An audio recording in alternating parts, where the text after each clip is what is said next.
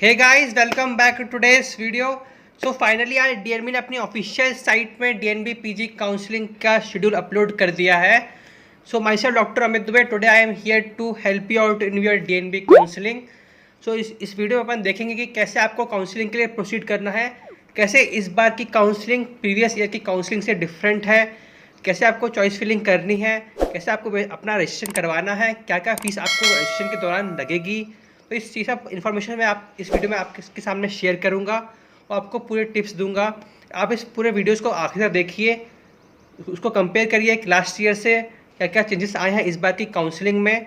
चलिए स्टार्ट करते हैं इस वीडियो को। पहले अपन देखते हैं कि क्या क्या माइलस्टोन्स इस बार फर्स्ट राउंड के लिए डीएनबी ने रखे हैं। तो आपकी जो काउंसलिंग है वो फर्स्ट राउंड की जो काउंसलिंग है वो 8 मई से स्टार्ट होगी। 8 मई से 17 मई तक आपको अपना रजिस्ट्रेशन प्लस चॉइस फिलिंग करना है। फिर 18 मई से 21 मई में आपकी प्रोसेसिंग होगी। फिर 22 मई को आपको आपका फर्स्ट राउंड का रिजल्ट आएगा और आपको फिर 22 से 27 मई तक आपको अपना फी पे करना है। तो इस बार डीएनबी की तरफ से बिल्कुल क्लियर है, आप सीट उठाओ या फिर रिस्क लो, क्योंकि इस बार उनने कोई भी अपग्रेडेशन का ऑप्शन नहीं रखा है। पहले ऐसा होता था कि यदि आप फर्स्ट राउंड में कोई सीट लेते हो तो आप उसको अपग्रेड करा के सेकेंड राउंड में कोई भी नए अलॉटेड इंस्टीट्यूट में ज्वाइन कर सकते हो, और अगर यदि आपको अपग्रेड नहीं होती है तो आपकी जो फर्स्ट राउंड की जो सीट है वो बची हुई रहती थी, वो किसी और को अलॉट नहीं होती थी।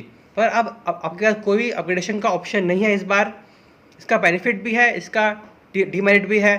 बेनिफिट यह है कि इस बार जो भी सीट उठेगी वो ब्लॉक नहीं होंगी, और डिमेरिट ये है कि आपको जब अगर फर्स्ट राउंड में कोई सीट अलॉट होती है तो आपको उस समय डिसाइड करना पड़ेगा कि आपको वो सीट लेना है या फिर नहीं लेना है।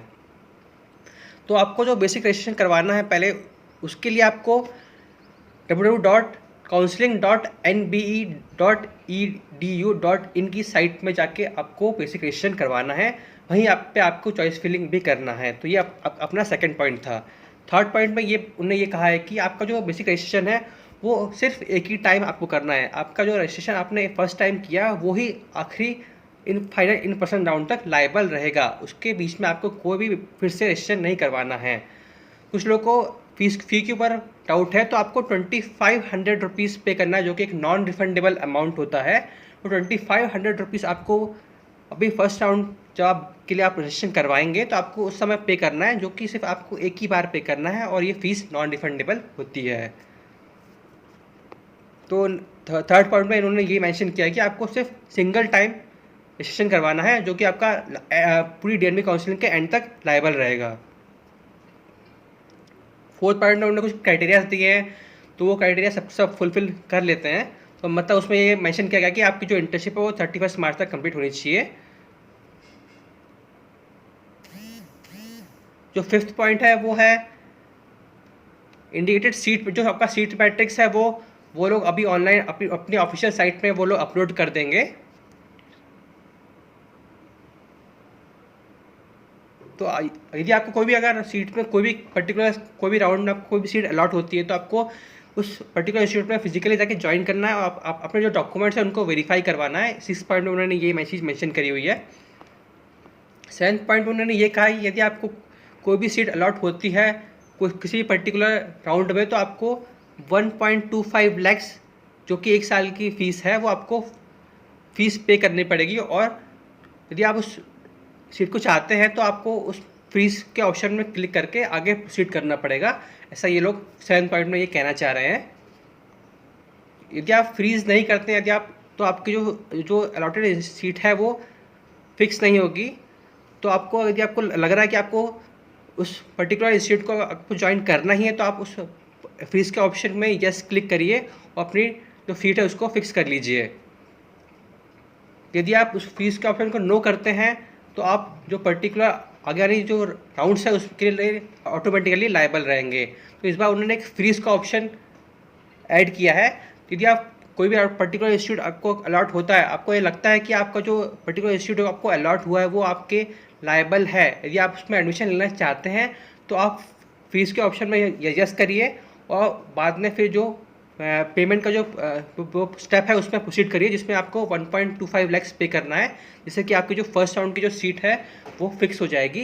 पर किसी कारणवश आपको वो सीट नहीं उठानी है और आपको सेकेंड राउंड में कोई बेटर सीट के लिए अप्लाई करना है, तो आप उस फ्रीज के ऑप्शन में नो करिए और फिर सेकेंड राउंड के लिए आप डायरेक्टली लायबल हो जाएंगे। पहले ऐसा था कि आपको एक ही बार जो था आपको चॉइस फिलिंग करना रहती थी, वही आखिरी राउंड 3 तक लायबल रहती थी। मैं फिर से रिपीट करता हूँ कि पहले जो था कि आपको एक बार ही चॉइस फिलिंग करना है, वही राउंड 3 तक लायबल रहेगा, वही कंटिन्यू होगा। तो इस बार भी ऐसा ही है, पर ये 8 जो पॉइंट है वो थोड़ा कॉन्ट्रडिक्टरी हो गया है कि इसमें मैं आपको पढ़ के बताता हूँ कि 8 पॉइंट क्या है। Candidate who has been allotted with a seat in first round of counseling are eligible to change or modify the choices of seat in second round counseling। तो ये 8th राउंड में ये कहना चाह रहा है कि यदि आप फर्स्ट राउंड में आपकी जो चॉइस फिलिंग है वो आपने करी, आपने अपने प्रेफरेंस लिस्ट के हिसाब से आपने फर्स्ट राउंड में चॉइस फिलिंग कर ली, यदि आपको फर्स्ट राउंड में कोई भी सीट अलॉट होती है और आप उसको छोड़ते हो, तो आप सेकेंड राउंड में जो आपकी जो लिस्ट थी आप उसको मॉडिफाई कर सकते हो। तो यदि इन केस आपको फर्स्ट राउंड में कोई सीट अलॉट नहीं होती है, तो आपकी जो फर्स्ट राउंड में जो आपने प्रेफरेंस लिस्ट जो अपलोड करी है, जो चॉइस फिलिंग आपने करी है, वही थर्ड राउंड तक कंटिन्यू होगी। ये ऐसा कहना चाह रहा है 8 पॉइंट में। उसकी सेकंड पार्ट में यही कह रहा है कि however those candidate who are opted for freezing of the seat allotted to them in first round of counselling will not be allowed to participate in subsequent round of counselling. यदि आप तो कोई भी डीएनबी कोई सा भी round हो, कोई किसी भी राउंड में फ्री एग्जिट का ऑप्शन नहीं है आपको। यदि आप फ्री एग्जिट करते हैं तो आपके आगे वाले जो भी आने राउंड्स है उसमें के लिए लायबल नहीं रहेंगे। तो यदि आपको फर्स्ट राउंड में अगर आपको सीट नहीं लेनी है तो आपको उनको इन्फॉर्म करना पड़ेगा। वाया कैसे? ये आपको जो फ्रीज का ऑप्शन है उसमें आपको नो क्लिक करना है और सीट को छोड़ना है, फिर आप डायरेक्टली लायबल हो जाएंगे सेकेंड राउंड के लिए। आई होप मैं क्लियर हूँ। 9 पॉइंट यह है कि यदि आप किसी कारणवश अगर उस पर्टिकुलर 1.25 जो 1 साल की जो फीस है, अगर उसको किसी कारणवश पे नहीं करते हैं तो आपकी जो फीस है, जो सीट है वो बुक नहीं होगी, वो लॉक नहीं होगी और वो किसी और कैंडिडेट्स को मिल जाएगी। तो ये 9 पॉइंट में वो यही कहना चाह रहा है।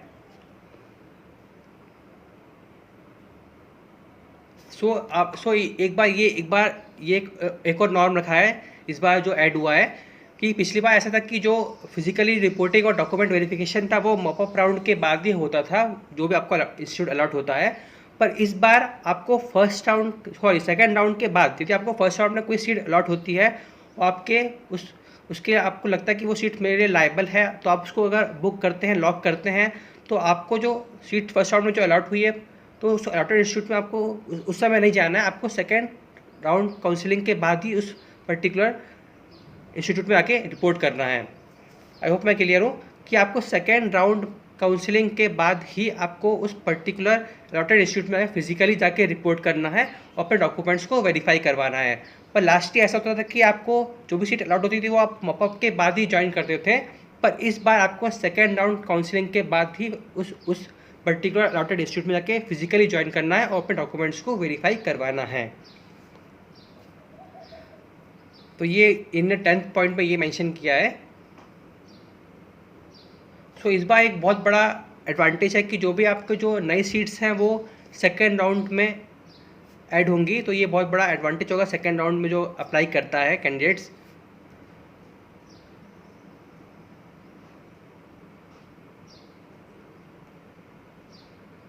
तो अब अपन देखते हैं कि काउंसलिंग प्रोसीजर क्या है।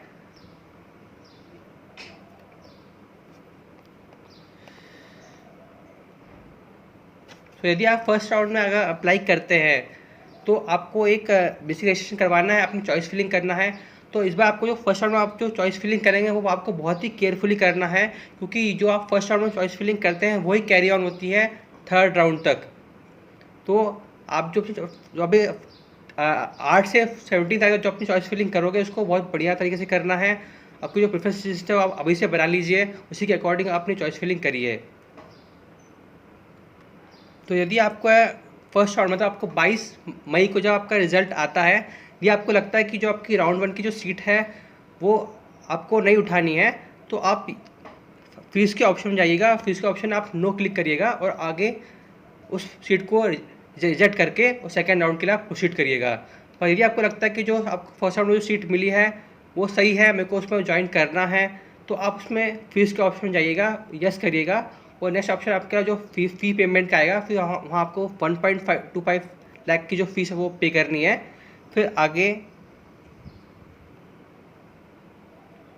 अगर आपको फर्स्ट राउंड में कोई सीट अलॉट होती है, आपने फ़ी पे कर दी, तो आपको फिर सेकेंड राउंड के बाद उस अलॉटेड इंस्टीट्यूट में जाके फिजिकली रिपोर्ट करना है, अपने डॉक्यूमेंट्स को वेरीफाई करवाना है। यदि किसी कारणवश या फिर यदि आपको राउंड 2 में कोई सीट अलॉट हो जाती है और किसी कारणवश आप डॉक्यूमेंट वेरिफिकेशन के लिए नहीं जाते हैं, तो आप उस काउंसलिंग से, मतलब DNB काउंसलिंग से आप फ्री एग्जिट ले लोगे, मतलब आप उस काउंसलिंग से एग्जिट ले लोगे।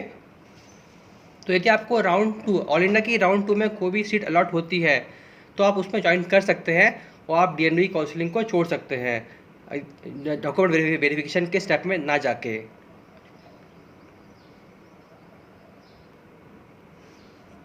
और यदि आप फीस के ऑप्शन में नो क्लिक करते हैं तो आप ऑटोमेटिकली राउंड 2 के लिए एलिजिबल होगे।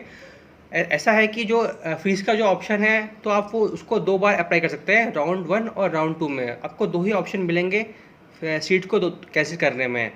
तो आप राउंड 2 में भी सेम प्रोसीजर है राउंड 1 की तरह ही। आप यदि आपको लगता है कि आपको जो राउंड 2 में जो सीट अलॉट हुई है वो आपके लिए लायबल नहीं है, तो आप उसको कैंसिल करिए, फीस में नो क्लिक करिए, उस सीट को रिजेक्ट करिए और थर्ड राउंड के लिए अप्लाई कर दीजिए। तो ऐसा है कि अब जो जिस कैंडिडेट्स ने फर्स्ट राउंड में सीट उठाई और उसको ऑल इंडिया राउंड 2 में अच्छी सीट मिल गई, वो डॉक्यूमेंट वेरिफिकेशन में नहीं गया, तो उसकी सीट्स भी कैंसिल होकर राउंड 3 में आएंगी। तो आपको DNB में राउंड 2 और राउंड 3 में दोनों राउंड से बहुत ज़्यादा बेनिफिट मिलेगा। तो आप इसको बात को याद रखिए। पर यह है कि हर जो राउंड है वो बहुत ही रिस्की है, क्योंकि इस बार अपग्रेडेशन का ऑप्शन नहीं है इस बार की काउंसलिंग में, तो आपको बहुत स्मार्टली खेलना पड़ेगा इस बार। तो राउंड 2 बिल्कुल सेम है राउंड 1 की तरह। आपको राउंड 2 में कोई सीट अलॉट होती है तो उसके बाद डायरेक्टली आपको डॉक्यूमेंट वेरिफिकेशन के लिए जाना है। फिर आता है राउंड 3। राउंड 3 में थोड़ा डिफरेंस है, बस आपको जो इंस्टीट्यूट अलॉट होगा वो आपका फुल एंड फाइनल होगा, आप उसको कैंसिल नहीं कर सकते। और मतलब जो सीट है आप उसको कैंसिल नहीं कर सकते, जो आपको सीट अलॉट होगी उसमें आपको सीट लेना ही पड़ेगा। और जो आपकी 1 ईयर की फ़ीस है उसको आप पे करके जो आपको जो सीट अलॉट हुई उसको आप लॉक कर सकते हैं। तो ये हुआ आपका राउंड 3। अब राउंड 1, राउंड 2 या राउंड 3 किसी भी सीट पे आपको कोई भी सीट अलॉट होती है तो आप मॉपअप के लिए एलिजिबल नहीं रहेंगे। यदि आपको राउंड 3 तक कोई भी सीट अलॉट नहीं हो रही है, आगे साफ साफ मेंशन किया गया है कि यदि आपको राउंड 3 तक कोई भी सीट अलॉट नहीं हो रही है तो आप डायरेक्टली मॉपअप या फिर फाइनल इन पर्सन राउंड जो कि दिल्ली में होता है, जो कि एक ऑफलाइन काउंसलिंग का जो मोड है इन पर्सन राउंड, वो उसके लिए आप डायरेक्टली लायबल या फिर एलिजिबल रहोगे। ये भी दिल्ली में होता है, इसके लिए मैं अलग से एक थोड़ा अलग से वीडियो बना दूंगा पूरा। तो आई होप आपको ये वीडियो थोड़ा हेल्पफुल मिला होगा, आपको थोड़ा काउंसलिंग का प्रोसीजर है जो आपको कुछ समझ में आया होगा। यदि आपको अभी कुछ डाउट है तो आप नीचे कमेंट सेक्शन में मुझसे पूछ सकते हैं। आप अपना कमेंट ड्रॉप करिए, मैं उसको पक्का रिप्लाई करूँगा उस कमेंट का। तो आप इस चैनल से जुड़े रहिए, मैं जो भी DNB के रिलेटेड इंपॉर्टेंट इन्फॉर्मेशन आपसे ज़रूर शेयर करता रहूँगा। मैंने DNB के जो बेस्ट कॉलेजेस हैं उनके ऊपर ही वीडियो बनाया है, उनको जाकर आप देख सकते हैं। तो thank you for watching the video. Have a nice day. Thank you.